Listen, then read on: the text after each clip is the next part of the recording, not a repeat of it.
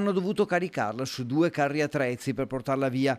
L'auto, che si è schiantata contro un camion a Canoghera, infatti, lungo la Triestina, era spezzata in 2 e il 25enne di Marghera, che era alla guida, Nicolò Mattia Coppola, è morto sul colpo. Residente a Marghera, ma originario della provincia di Brindisi, stava per diventare padre, il che rende la tragedia ancora più dolorosa.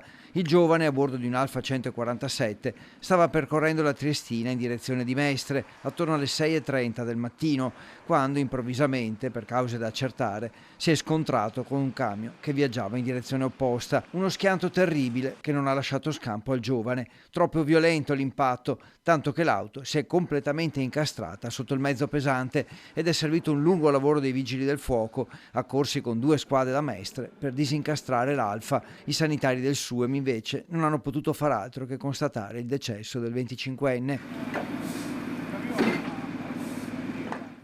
Un tratto della Triestina, quello già teatro di altri gravi incidenti in passato, a poche centinaia di metri dallo svincolo per il casinò.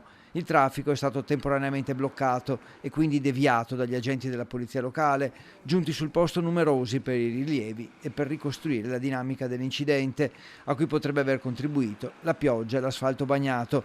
Il personale dell'ANAS ha lavorato a lungo per ripristinare la strada, riaperta regolarmente al traffico solo dopo molte ore.